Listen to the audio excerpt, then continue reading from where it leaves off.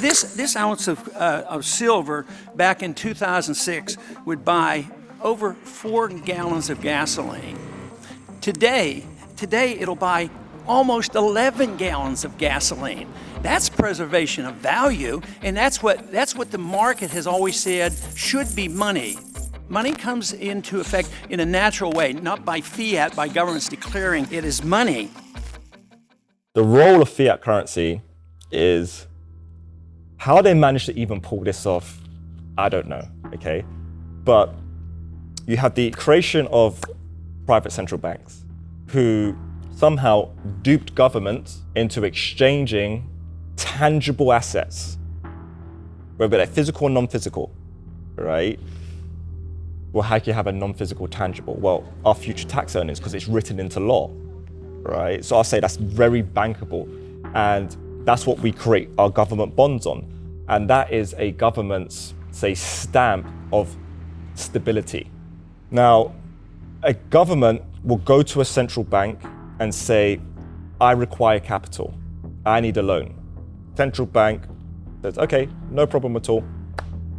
Creates currency, which now is just hitting a digit on a screen and press and enter. And then you have an exchange of government bonds, so the future tax earnings of our children, and the way that it's happening at the moment, our children's children, and the children that follow thereafter. And that is handed over to the central bank and new money is created. The thing is that new money must get its value from somewhere. And where it derives its new value from is the pre-existing money supply. And now you have a dilution effect. So the purchasing power that is in my pocket every single day in the UK, the GBP is getting weaker. It's my opinion that you do not really understand the concept of banking. All the banks are broke. Bank Santander, Deutsche Bank, Royal Bank of Scotland, they're all broke. And why are they broke? It isn't an act of God. It isn't some sort of tsunami. They're broke because we have a system called fractional reserve banking, which means that banks can lend money that they don't actually have. It's a criminal scandal and it's been going on for too long. So then we have the issue with the fractional reserve system, right, where every pound, dollar, yen that is deposited then has an instant to the power of 9 or 10 ratio of creating additional capital for the bank to loan out, because it only needs to maintain £1 in reserve in order to legally loan out 10. Right? What we saw in the financial crisis of 2008, 2009 was they were taking that ratio and they're going to 50, they're going to 100. The reason being is fractional reserve banking. And this is why we have terms like a run on the bank. Well, if a bank's a custodian of other people's capital, we should have free access to our capital. So why should there ever be a run on the bank? The only reason why terms like run on the bank are even minted and created and circulated around is the fear that goes into the fact that these banks are fundamentally, systemically insolvent. Because this whole system really is a game of musical chairs. And bankruptcy is designed within the system. So when the music stops, by design, someone must not have a seat.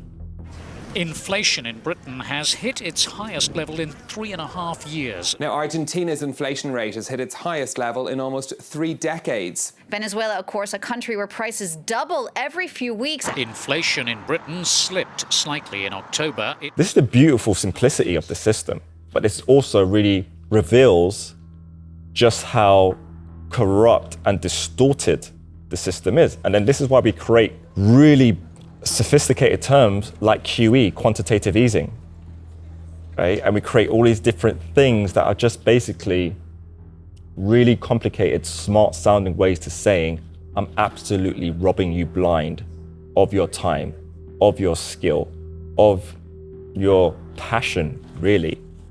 We've got over 4,000 different variants of this system being created by governments over a long time horizon, and they have 100% failure ratio.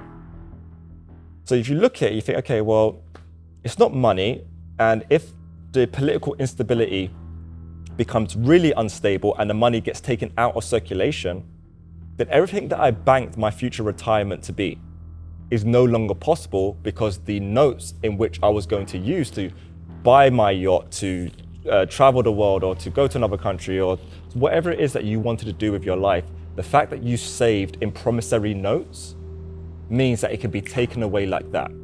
And what is that? 50 years of earnings? 50 years of your time, dedication? 50 years of not doing the things that you wanted to pursue in your life, your passions, not being able to take your kids where you wanted to take them, not be able to experience the things it is that you wanted to experience. And in a flash, it's gone. All of that hard work and time is gone. So when I look at the system and I hear conversations around slavery, right? And then I look at the system, I think, okay, slavery is forcing labor without financial remuneration. Well, in this scenario that has presented itself 100% of the time, where the system collapses, well, you've already taken the labor and you actually haven't delivered a payment. You have allowed the individual to keep hold of the payment. That is full-blown economic slavery. It's by design. So, and if you're the puppet master and you are the one who has dominion over the rate of time all across the planet, everyone is ultimately your debt slave. And this is the big issue in the system.